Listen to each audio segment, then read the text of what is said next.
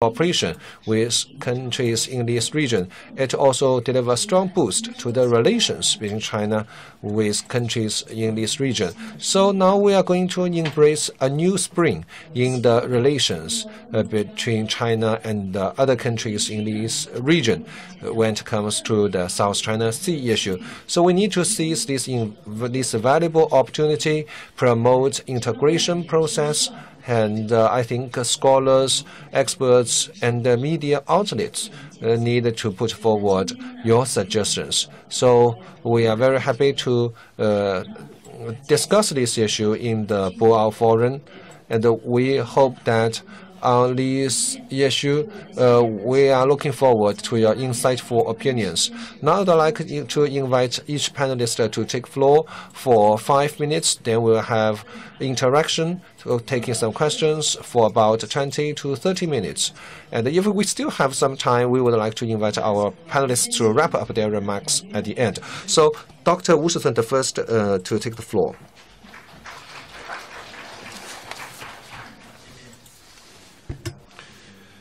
Thank you. I will try to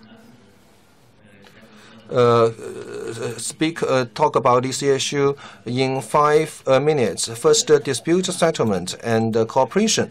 I will address this from 2 areas. First, I think the situation is improving, and it is improving. Particularly, the coastal states have shifted their attention from dispute settlement to practical cooperation, including institutional building, for example. There is no denying that there are still some concerns. There are still some negative factors in play. So the South China, so it is quite possible that the situation will re-escalate.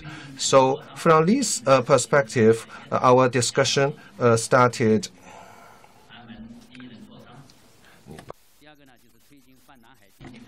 And we need to first institutional building, and second is practical cooperation, so that we can move forward in parallel. This will be conducive to long-term peace and stability in this region and the building of a community of shared interests between China and the ASEAN countries, as advocated by President Xi Jinping. So how to proceed on the test negotiations? So that is a very important way to promote institutional building. And those disputes are quite sensitive. So in the years to come, I think those disputes cannot be fundamentally resolved.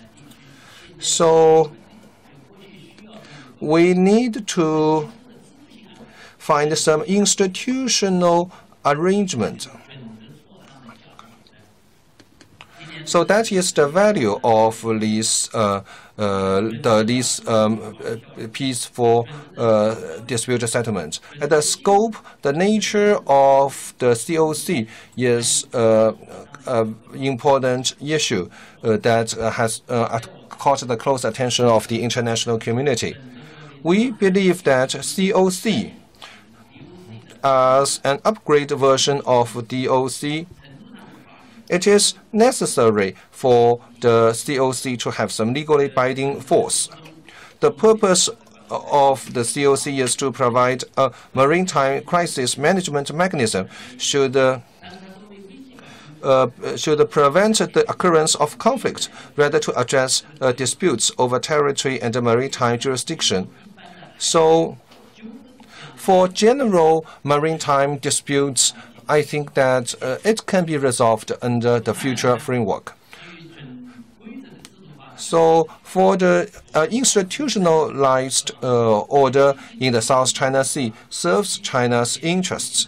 So this will not only help us to resolve the issue of the lacking of a dispute settlement mechanism, it will also expand, it will also promote progress on the security front, because we have done a quite good job on the economic front. So that is my first point. Second, how to conduct maritime cooperation. My opinion is that I proposed the idea of the Greater South China Sea economic cooperation framework. That is my proposal. This framework should promote the common development and prosperity of countries in this region.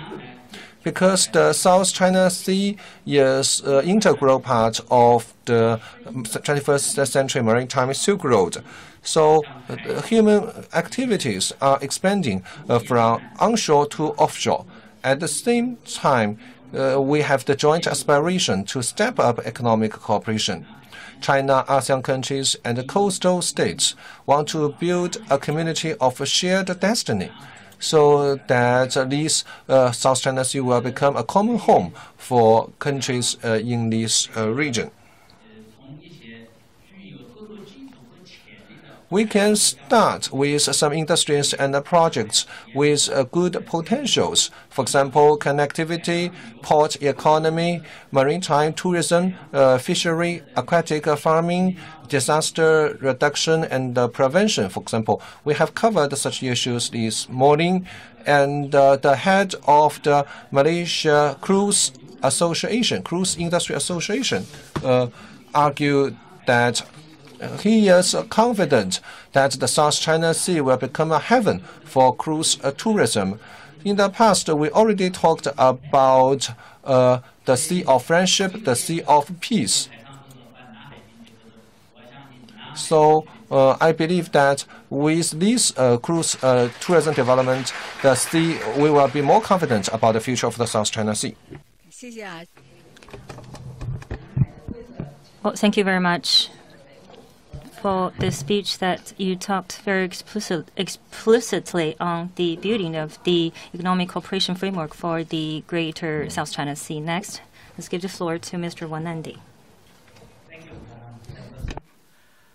Well, I have 3 points to make why the situation has improved in the last 1 year or so, after the hype of the media, particularly, on the problem or the tribunal that was then on the verge of making their decision. I think one is that, and that is was particularly a media hype why all the situation has blown up and become heated and become heating in the development in anticipation of the tribunal decisions. But after the tribunal decision has happened, it looks like an anticlimax has happened. And that is, everybody now is tired. Second, I think, everybody now accept the fact that there is no implementation possible for the decision of the tribunal. So therefore, there is no much of attention anymore to this situation. That is one reason why it has come down.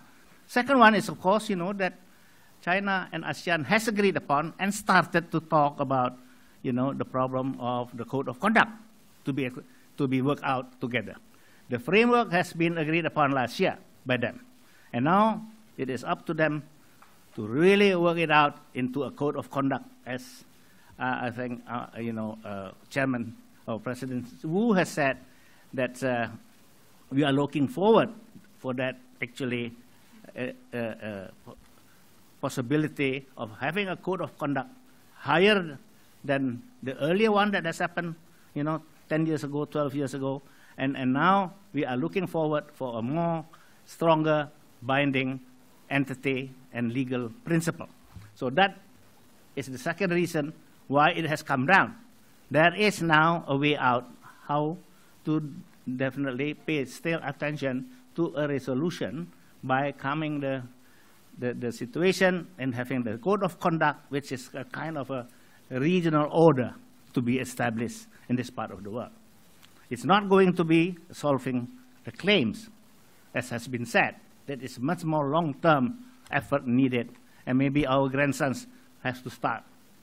But now, what is important, of course, is how to prevent conflicts, how to decrease tensions, and how to come to some agreement of what we are going to do together to keep this part of the world that has always been so developing fast, so actually now becoming the number one part of the world that is developing economically well, to maintain that, of course, of a welfare and a social justice in the future is a critical issue, but also laying down and calming down the situation as such. Number three is, of course, the idea of the 21st Maritime, Silk Road as part of the Belt and Road actually initiative. And that, I think, also is a very important effort where we can combine the effort to have a political stability and security in tandem with economic development. And that, I think, that combination is very critical for the development of this part of the world. As you know, this part of the world has always been built because of the economic, actually, background and the economic willingness, actually, to do all the things that we have done so far together. Well, and on the third issue, we definitely, what I have already mentioned earlier, is that we have to do it together. President Xi yesterday said, the initiative came from China, but we expect that the rest and all the other members are participating in giving ideas and giving feedback and giving actually the dimensions of their developments, so that this definitely could be a critical development for the future. Now, last, I would like just to remind, and I think Mr. Wu has said it with other words, there is a lot still uncertainties to come.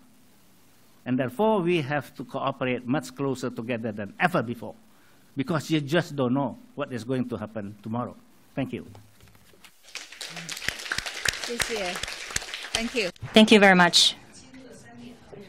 There are three clear points explaining why there has been progress in this region. Next, Mr. Zheng Yongnian. Thank you very much, because I only have 5 minutes, so I will briefly talk about my observation. I basically agree with President Wu and Wanandi on the fact that since last year, the South China Sea has been stable. However, the stability is relatively fragile. According to my personal observation, when domestic reform has been entering in new era in China, China's geopolitics has also been entering into a new age. Rather, it's confronted with the new threat of Cold War. Last year, U.S. has been treating China and Russia as the new threats, especially China. And I think that when it comes to South China Sea, ranging from North Korea to Taiwan issues, U.S. would have an integrated strategy in this region. So this is something that we should be aware of. For U.S., they don't need a reason to wage a Cold War. Observed from the history, the only reason is to, as long as you demonize your enemy, you can start the Cold War whenever you want. This is what we face now. If the Cold War starts again, if we still want to address issues from the traditional way, it won't work out. Therefore, we need to redefine the issues that we are confronting. Secondly, China is in the position and has the capacity to respond to the possible Cold War. Yesterday, as President Xi Jinping has pointed out, that China is the second largest economy and also the largest industrial power, the largest country with the largest foreign reservation. And I think that China lacks reasoning. If China has reasoning, and I'm confident that China will win the Cold War. Especially yesterday, President Xi pointed out that China is facing the protectionist, nationalist practice. And that will make China even stronger and more open so as to combat the protectionist trade practice. As for the South China Sea, an important thing is that over years of effort, especially after 2016, we have the general political stability. And we still need the joint effort from both China and other parts of the world to build a South China Sea community of shared future for all of us. If other countries at the South China Sea do not have such a strong will and do not have such a community of shared future built among them, it's really difficult to fend off the outside threats. The full term of the Belt and Road Initiative is 21st Century Maritime Silk Road. However, over these years, we tend to forget the maritime in the term. And I think that to build such a Silk Road over the sea is easier than to build it on the land. Therefore, we should make full use of the maritime resources. Just like President Xi pointed out that we need to open further to solve problems like that. And things are the same for the South China Sea. Currently, U.S. is promoting trade practitionism and unilateral practice. And this is not something desirable. And China and ASEAN countries are negotiating COC, which is multilateral in nature. However, I think that China should also do something unilateral, but something good unilaterally. For example, to unilaterally open further. Compared with other countries, China is not just a big power, it's a power with strength and wealthier than other developing countries in this region. So I think that China should also adopt unilateral opening up. Even if other countries refuse to open to China, but still China needs to open to other countries so as to build a more effective South China Sea economic circles. Because viewed from the mainland and Taiwan case, the unilateral opening of China mainland has been very effective. We should learn from UK, from the history, to open up unilaterally so as to promote a more effective building of the economic cooperation framework in the greater South China Sea. In the morning, we talked about the cruise tourism. And once the South China Sea further opens, there will be greater economic value, not just the marine resources, but also the tourist resources. And also there's a need for certain national defense arrangements.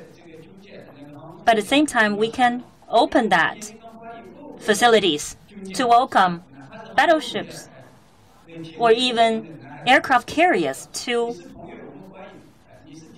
come to the islands and reefs that we have. We welcome you if you're friends, and we will fight you if you're enemies. Thank you. Mr. Zhong is always having some startling remarks. Now let's give the floor to Mr. Hu Yishan.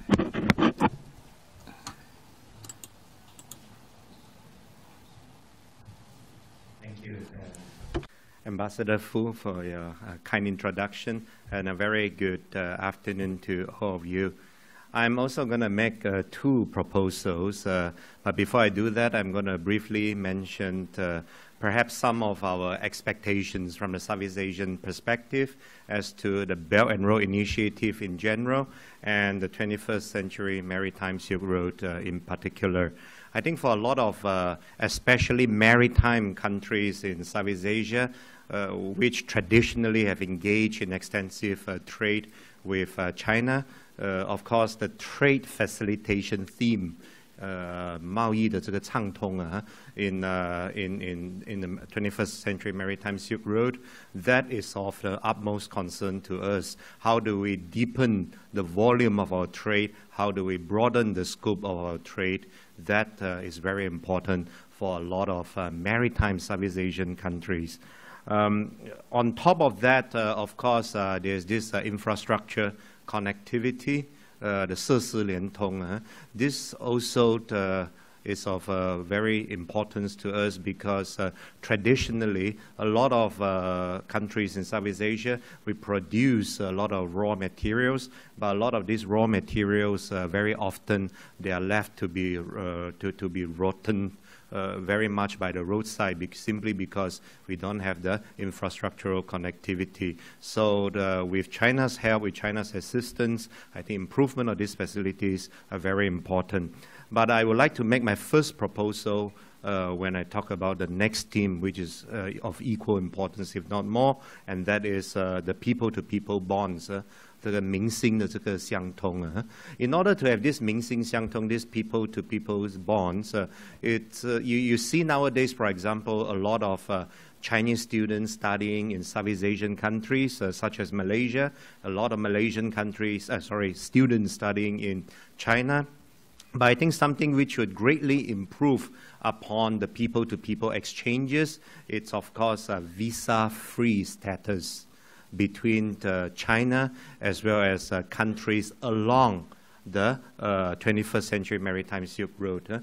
Let us try to make our citizens be able to travel to each other's countries without the hindrances of application for visa. I traveled to China for more than 60 times in the past 4 years, and it's always a hassle to try to it is a hassle to try to apply for visa. I'm sure my China friends will find the same difficulty in applying for a Malaysian visa. Just imagine if we could do this without the hindrance of visa applications, right? So that is my first proposal, visa-free travel among all these 21st century Maritime Silk Road countries. I'm going to make my second proposal, namely we should pay more attention to this particular, shall we say, sub-route of the 21st Century Maritime Silk Road, and that is the so-called South Pacific route. I mean, Hainan, for example, this year is the 30th anniversary of Hainan becoming a province of China. I think it would be very nice, it would be very timely if we start, let's say, from Hainan, and then there's a sort of a sub-branch of the 21st Century Maritime Silk Road, passing through the Philippines, and then Malaysia, especially the eastern part of Malaysia, Sabah, where I'm from, and then Indonesia, and then Oceania countries such as Australia and New Zealand, and then to the South Pacific. Let us try to work together to try to develop this part of the Southeast Asian region. In the 16th and 17th century, for example, this part of the world were known as the, I think it was known as the Spice Islands. It saw vibrant spice trade and so on. But of course, over the last few centuries, it has sort of dissipated a little bit. Professor Wu talked about the possibility of this Pan-South China Sea Economic Cooperation Circle. We also have a similar thing. We have this what we call BIMP IAGA, Brunei, Indonesia, Malaysia, Philippines, East Asia growth area. This is an initiative, I think, first proposed in the 1990s. Unfortunately, it has not been, shall we say, vibrantly developed. I think China should again take the lead in trying to revive this initiative, perhaps in combination with the Pan-South China Sea initiative, to try to reinvigorate this part of Southeast Asia.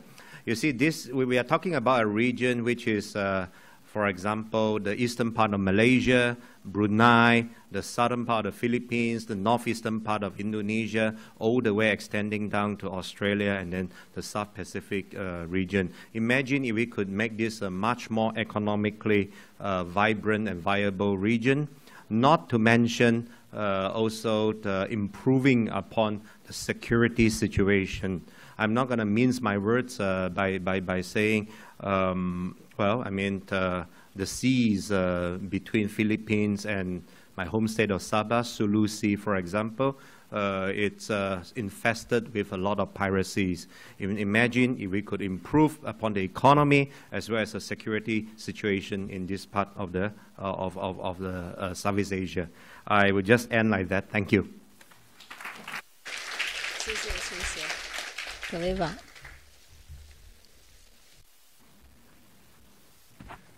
Well, it's a pleasure to be here. I've been to China about 100 times, and this is my first time to Boao, and it's a pleasure to be here. I agree with the general statement made by all the other participants that the situation in the South China Sea is happily calmer than many of us had expected. I want to begin, though, by reminding us that the world is watching a number of matters. Freedom of navigation, commercial and military, remain the really high priority of all the countries of the world. Resource development is hugely important, and the prospect of joint development, which China has emphasized repeatedly as a way to deal with some of these unresolvable sovereignty issues. Concrete results have to start being shown, particularly, I think, between China and the Philippines. A rules-based system. People want, and countries will benefit from having a rules-based system, and the code of conduct developments are promising, and if successful, will provide some of that, but let's not forget the centrality of UNCLOS as the guiding basis, not only for the Asian seas, but worldwide seas, and prospective issues like the Arctic. Lastly, and most importantly, and somewhat sensitively, I suppose, the world is really watching the South China Sea to see what kind of rising power China is going to be. Will China be an expansionist power? If so, it's going to be resisted strongly. Or will China be a power that is focusing its claims and its activities on issues of sovereignty? And I think that if China is perceived as focusing on sovereignty, even if those issues remain controversial or causing tension, it will be much easier for the world to accept a rising China. And the South China Sea is an arena, maybe the arena, in which the world is looking to make an assessment of what kind of extraordinarily powerful nation China will be. So I want to make really just one general recommendation proceeding from the following premise. China's position in the South China Sea is very strong. China has succeeded remarkably in changing the situation on the ground in a way that gives it a strong hand.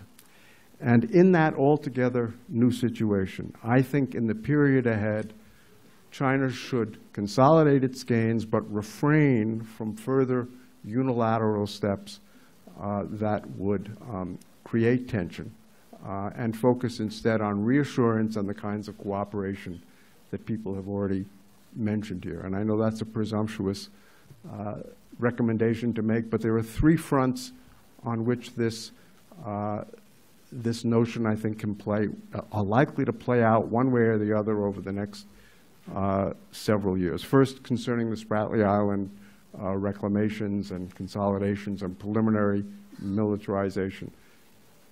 China has succeeded. It's established itself remarkably in those arenas, and I would strongly recommend China not take additional steps in that direction, because it will only contribute to the perception that China's goals are essentially expansionist. Second, the 9-dash line. China and China's lawyers, by the way, have been incredibly skillful in retaining ambiguity about what the 9-dash line means. Is it a boundary within which the land features are all China's, and then there are adjacent waters that are China's under UNCLOS rules? Or is the 9-dash line, in effect, creating a Chinese lake based on historic rights? The latter position, in my view, does not have a basis in law and will only raise concerns throughout the world that freedom of navigation and other matters are deeply concerned. So I would, or deeply threatened, at least over the long term. So I would encourage China to clarify the meaning of the 9-dash line in that more limited direction, which would still leave China with an extraordinary series of claims, extraordinarily broad series of claims in the South China Sea. And finally, there's the rather technical issue of drawing straight baselines around the Spratlys, which many people expect China to do. I strongly recommend that that not be done, because it would not be have a basis in law, in my view, and would once again be perceived as an expansionist kind of concept, not rooted in law, and I don't think it serves China's interests. So in short, my basic message is China should accept, as the world has to accept, that China's position is now very strong. And that should lead China to refrain from further steps in that direction and concentrate in the next period on reassurance and cooperation, which I think would be best for the region and best for the world. So thank you. 谢谢哈，谢谢葛维宝，还是从这个地区。Thank you, Paul, for your remarks. Thank you very much for your remarks from the perspective of global security and geopolitics. And I think, my Asian colleagues think about a cruise visa-free paradise, and I'm looking forward to that kind of world, that kind of South China Sea.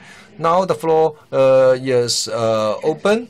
And I appreciate my fellow panelists for keeping your time so well. So we still have some time for taking questions. So the floor now is open. Please identify your country and your organization before raising specific questions.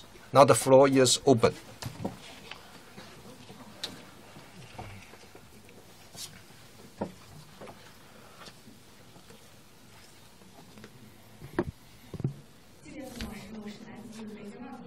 Thank you. From Beijing Foreign Studies University. So my question is the high-speed railway between Singapore and Malaysia. China and Japanese companies are bidding for this project. Now there is a consortium of 5 countries, including France and Germany, have become the third bidder. So my question goes to Mr. Ong from Malaysia and Mr. Zheng. So what are the most important criteria in this, in the bidding for this project? And how do you evaluate the qualification of these 3 major bidders? And also my question goes to Mr. Wanandi from Indonesia. And there is also a high-speed railway in Indonesia under construction. Land reclamation is a big challenge, and there are some anti-China forces against this project. How do you think this project how these issues should be resolved? Thank you. So that's they are quite complex questions. You should be very serious about your answers. So Mr. Ong from Malaysia, allow me to answer this question in Chinese. I think the biggest challenge is security or safety. The second is value, cost-value ratio. That is the second criteria. The first is safety. So in addition to Chinese, Japanese, and Korean companies, there is also a transnational consortium.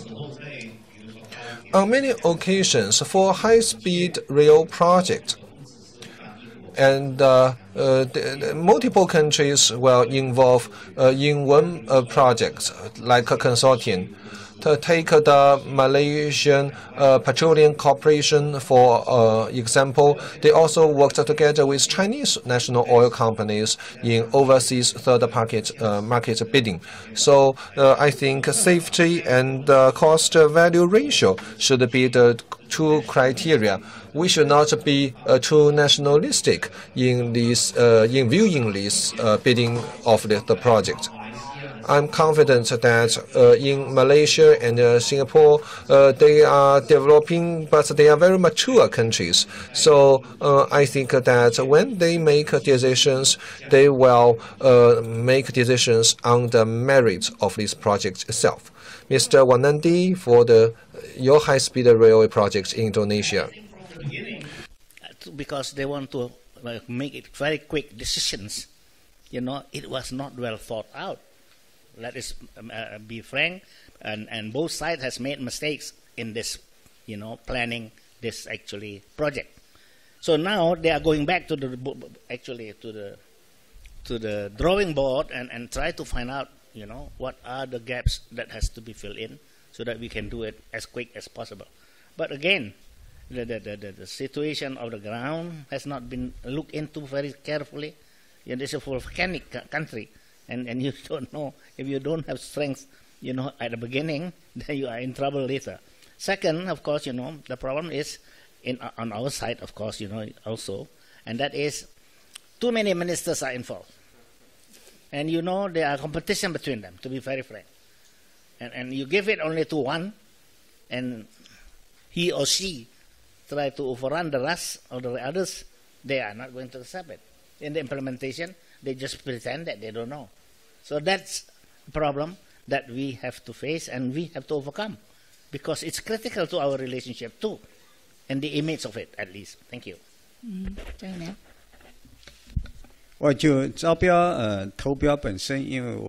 Because I'm not an expert on tender and bidding, I think our Malaysia panelist gave a very good answer on this question. Is it necessary to build this high-speed railway connecting Malaysia and Singapore? We can use maritime routes. I think it is much easier to establish a maritime route. And I think the Indonesia high-speed rail project is a good lesson. So in Southeast Asia, we should put more emphasis on maritime transport. Thank you. Thank you, Madam Fu. My question goes to Mr. Zheng and Mr. Polkowitz. And Mr. Zheng, recently you said there is an upcoming new Cold War. China and the United States are rivals with growing trade frictions. And President Trump is going to meet with Kim Jong-un, and the U.S. administration is playing the Taiwan card. Now the situation in South China Sea is quite calm. So what's your assessment on the situation in South China Sea? So in addition to the freedom of navigation issue, what other issues will be raised by the United States? Thank you. The question for Mr. Zheng and for Mr. Polkowitz together.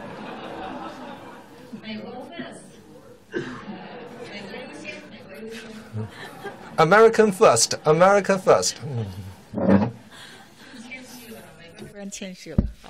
The States, American certainly became modest.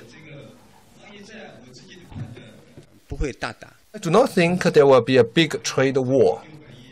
The $60 billion or $100 billion, that's kind of a pressure test for China from President Trump. But I think new Cold War is more likely than trade war. If you take a look at history, I think the U.S. assessment on China has evolved. In the Second War, the Soviet Union and the United States were allies. But soon after the end of the Second War, Americans made an assessment on the Soviet Union and identified Soviet Union as their rival. And for the new Cold War, I do not know which country will emerge as winner. My prediction is that on the Korean Peninsula, Taiwan, these two areas will become two troublemakers. I think South China Sea will become quite calm. And as Paul mentioned, that China has quite a strong position in the South China Sea. And China can do many things in the South China Sea to improve its position. That's all. Thank you. I reject this increasingly fashionable use of the phrase Cold War to describe what is potentially happening between the U.S. and China. I lived through the Cold War with the Soviet Union. I see nothing like that on the horizon. The United States and the Soviet Union were direct adversaries, with the Soviet Union saying, "We will bury you." We had no economic relationships with the Soviet Union to speak of. The relationship between China and the U.S. is complicated. It's always been complicated. It's going to be more complicated. But it is inescapably, in my view, going to have elements of competition, which is not bad, and some competition that's going to be very tense. But it will have, does have, inescapably has strong elements of cooperation. And we should not be jumping to predictions that we're going to be enemies, because if we start jumping to that prediction, we're going to start doing things that will make that prophecy come true.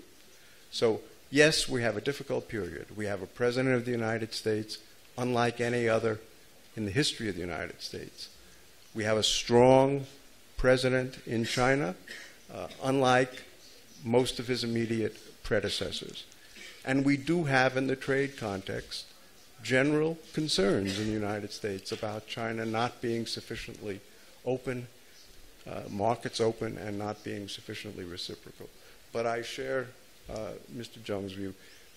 Let's take this a step at a time. We've had a lot of harsh words, but I think when we actually look objectively at the situation, our converging interests, our interdependence is very significant. And yes, the competition has grown, and most importantly of all, China's power has grown.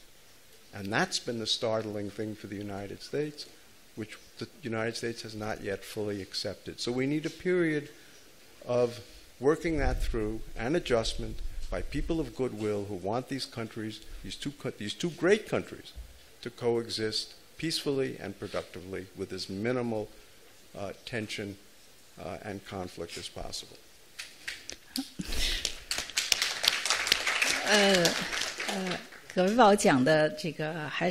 Thank you, Paul. I think you are quite moderate. But you are not willing to speak first. You are not a typical American, because America first, but you are second. So the message from the United States is quite complex or quite contradictory. So Mr. Zheng's assessment and Mr. Goet's assessment, we can all find some evidences to support your positions. But one thing you agree with Mr. Zheng is that the U.S. position towards China is evolving. And I think maybe next year we will have a clear assessment of this evolution. In this evolving process, we cannot just wait and see. We cannot just see what kind of policy the U.S. administration will pursue. We should also think about our own policies, our own plans, which will be very important in the coming year. So we need to think carefully what we should pursue and what role we should play in this environment. Thank you. Next question. From America, of course. I have the greatest respect and true affection for Ambassador Fu Ying, who's had an extraordinary career and is an extraordinary person. And we have many discussions on issues related to this. But my only comment would be the U.S. position is evolving. It's evolving for two kinds of reasons. One is that Donald Trump is president and is unlike any other president we've had before, and that will pass. Number two, it's evolving because China has become a remarkably powerful nation. And of course, our country's policies have to evolve. I would say the reason I wanted to jump in is the response to that situation should not be that just China rethinks. We need to try to work out the terms of our coexistence together. People of goodwill. People of goodwill who are patriotic and certainly want to protect their national interests. We have to spend the time over a sustained period of time trying to work out the terms and principles of this relationship. It should not be just people in China go off and try to figure out how to react, and people in the U.S. go off and figure out how to react. We should see this as a common enterprise, which is best to produce a positive sum outcome for our two countries, and is essential for the world. Why is it essential for the world? There are challenges the world is facing that simply cannot be solved unless our two countries work together. And they're not just challenges. It involves the fate of our planet. It involves the possibility that diseases would spread and kill millions of people.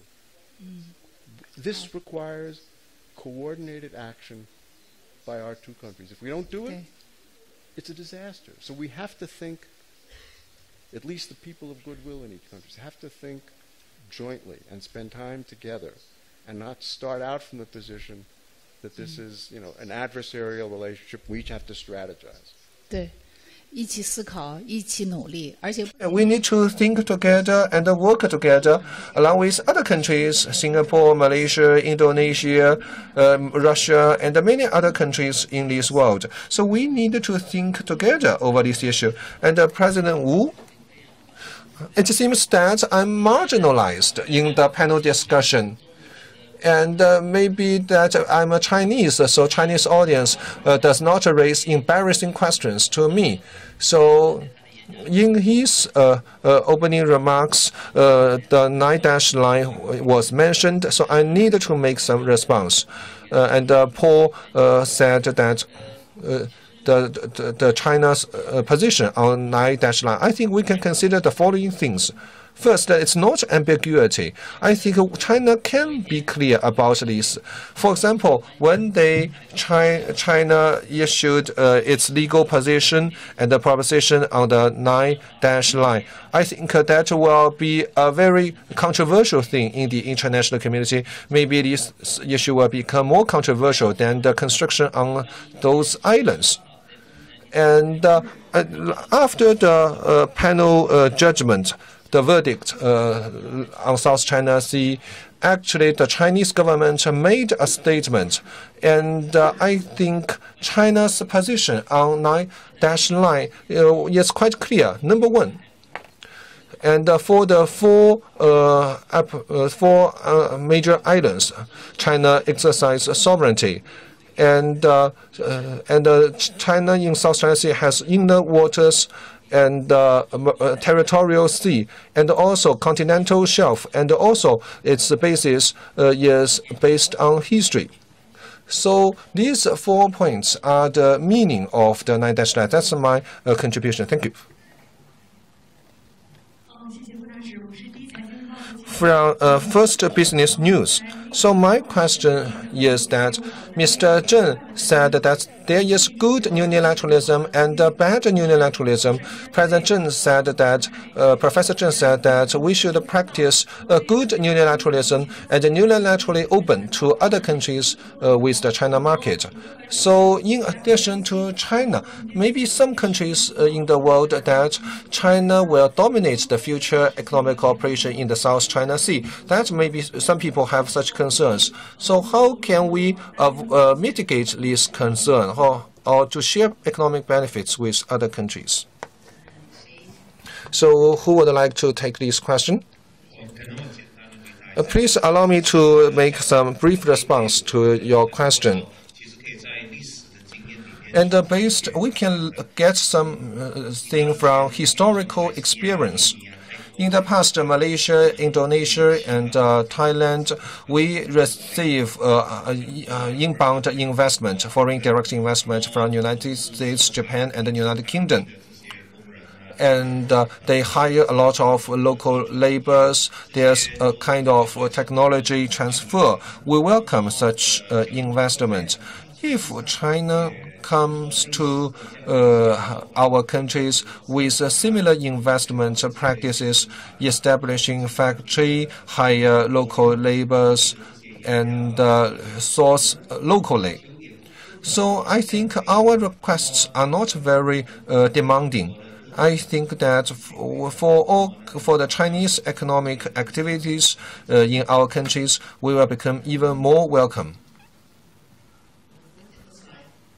I argued before, you can see that if we can together, finalize, this code of conduct, that will be a very big plus in our relationship and also in peace and stability in the South China Sea.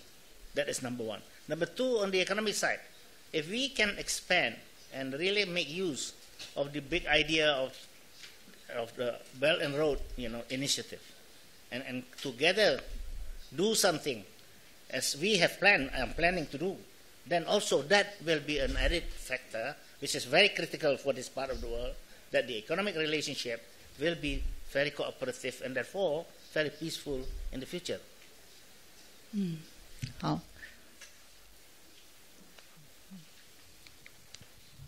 你好，我是那个。Thank you. I'm from Youth Daily. 4 years ago, when I was at Boao Forum, I also attended the session on South China Sea. And I was very impressed that the situation was quite tense. A Filipino scholar argued that China, the big guy, was bullying the smaller countries. So the discussion was quite controversial. But now the situation has become calm. So some people said on the internet that China now is rich, buying off those smaller countries, giving them sweets to Philippines and maybe some other countries. So I think maybe this kind of view is not so fair in my view. So I need to learn your opinions on this kind of position. I'm the moderator. I'm not a panelist. And but you are a fair lady, and I think you can give some sharp response to those questions. So, President Wu first.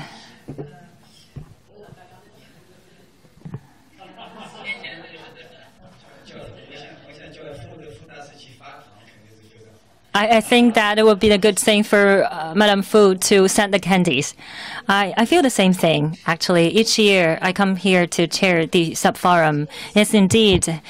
Every year, things are different in terms of the atmosphere. And just now, some speakers have already talked about the difference that has been taking place in the past 4 years in the South China Sea. I think that the most important change is that people all want cooperation and peace, and disputes need to be solved gradually.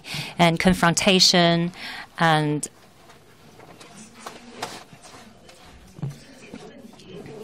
confrontational attitude will impede cooperation and will not solve problems. When I'm talking about Belt and Road Initiative with friends from with ASEAN countries, actually, it was first put forward when China talked about connectivity with the ASEAN countries, for example, for building railway and infrastructure connectivity.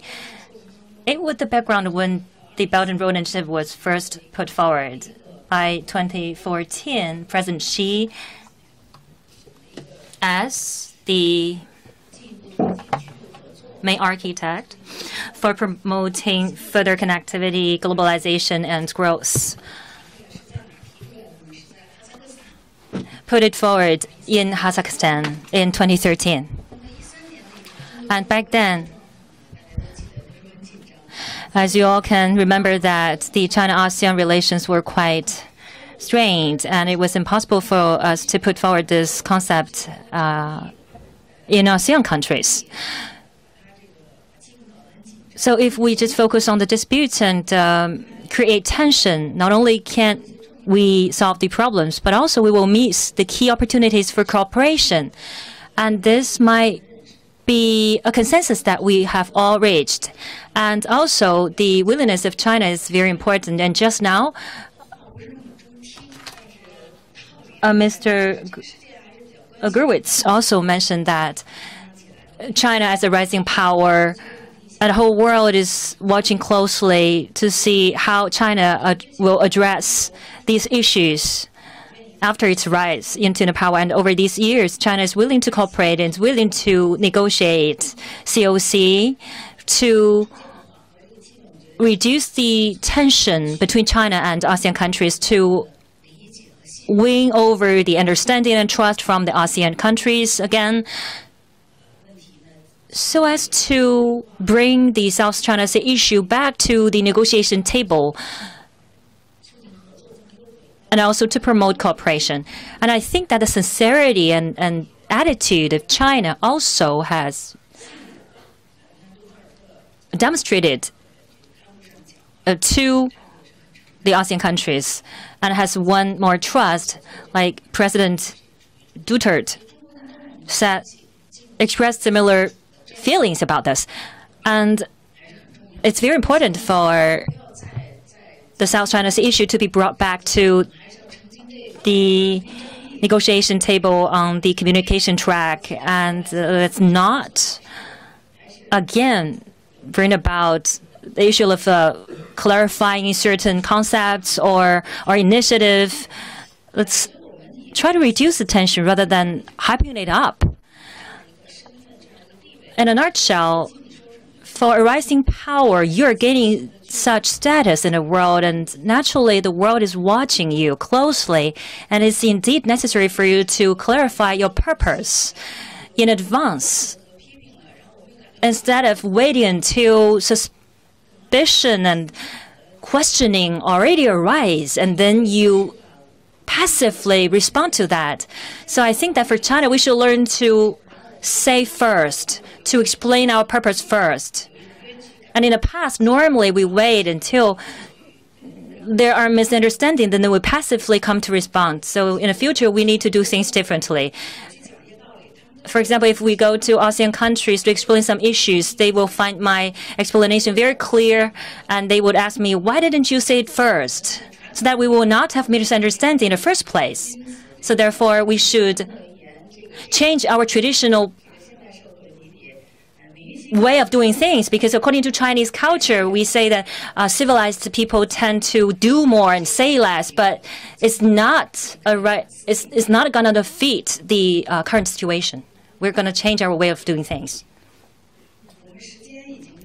We have very limited time left. I would like to collect more questions from the audience first, and then ask our panelists to respond to the questions together. The last question. My name is Thomas Daniel from ISIS Malaysia, and I have a question for primarily for Dr. Wu, but it's also open to the rest of the panelists because I would like to hear your views. And this is on the code of conduct that's being negotiated right now. It's very early days, and no one really knows how long this is going to take. If the guide of the Declaration of Conduct was any indication, it's going to take quite a while. My question is that at the end of the day, even if a code of conduct is concluded, how are the stakeholders going to ensure that it is a document that all stakeholders, not just the claimant states and the littoral states, but external powers like the US or Japan, how is it going to ensure that this document is something that all stakeholders will adhere to, if I can use that word? Because we could end up, in order to make everyone happy, we could end up with a document that is so watered down that it is essentially meaningless. We are coming up with a code of conduct for the sake of it, with content that doesn't really bind anyone to anything significant. I would just like to hear your comments, Dr. Wu and the rest of the panelists. Okay. Thank you. 那儿是不是还有一个提问来的？那边没有哈，刚才哪儿还有个提问呢？哎，这女孩子好，这再提一个。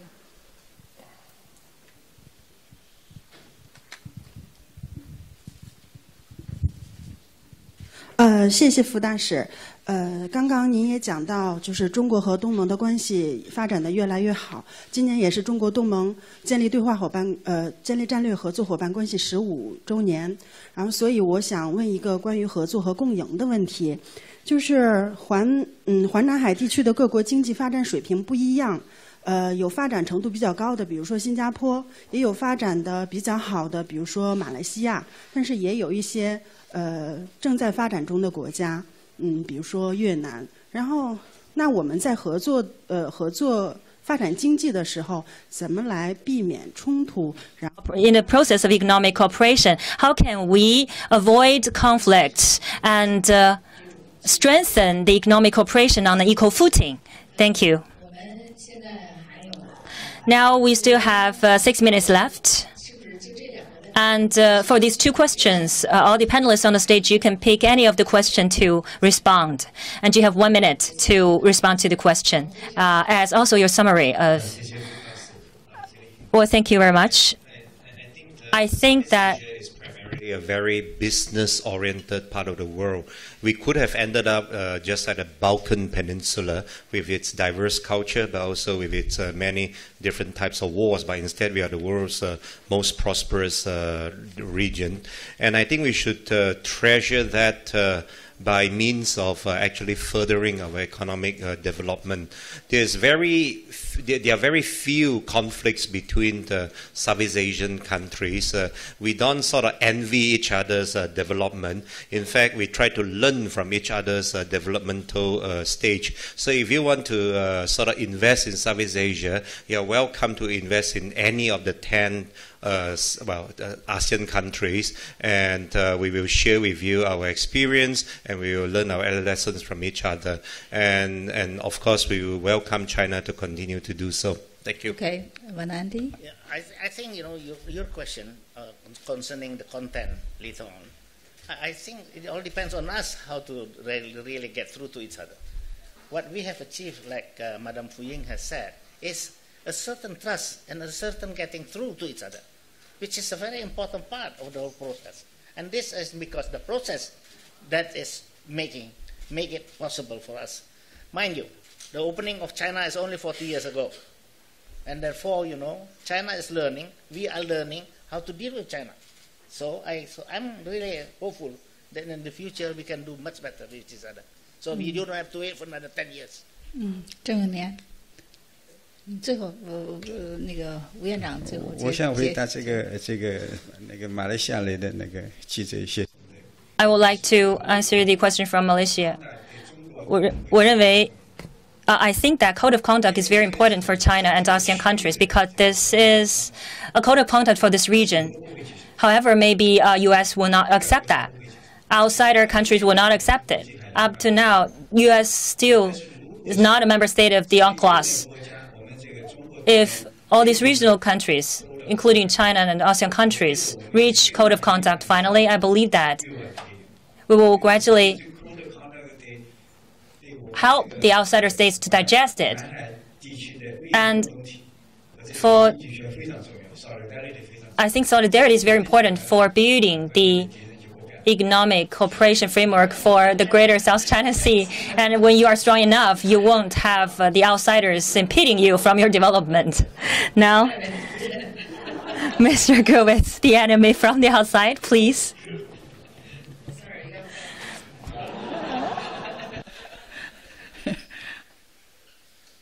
How can you avoid stress in economic interactions? You cannot avoid stress in economic interactions. Economic interactions inevitably involve some measure of competition and stress. So the approach has to be, can we constrain competition? And that's why rules of the game are a good thing in economic relations, because they constrain competition. How can we manage differences rather than surrender to them? That's why we have diplomats. And so that's the basic approach I think we need to take. This is, of course, the question was primarily about the South China, about Asia, but I think this is a general observation that I would like to close on, which is that there will be strong elements of competition between nations of the world and certainly between the United States and China. That's life. And we have to learn how to manage competition and constrain it, and then also find some areas where we can work together cooperatively. 吴院长，最后 you have the final word. And just now, a friend from Malaysia asked about the COC.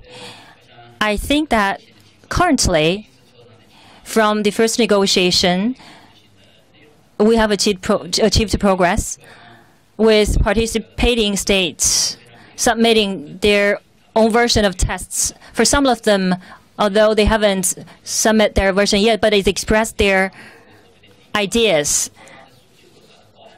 And in the morning, we talked about a zero draft, which means that you include all observations, all ideas from all participants in it first, so that it will be taken as the foundation for future negotiation. And starting from this year, around the negotiation of COC, there will be frequent discussion and negotiation going on because COC is very complicated, that covers too many issues. And there is still difference and disagreement among ASEAN countries themselves, whether or not there should be crisis management mechanism and how to approach issues like that. These issues haven't been touched upon yet. Once they are mentioned, indeed, there will be disagreement. So we should not be over-optimistic about the future negotiation. Once COC is signed, I believe that in the future, for ASEAN countries and China, it is legally binding because for South China Sea, evolves from no rule to some rule, from no basis to some basis. And for outsider states, they are not signing countries. However, outsider countries are still required to abide by the future COC so as to safeguard security and stability in South China Sea.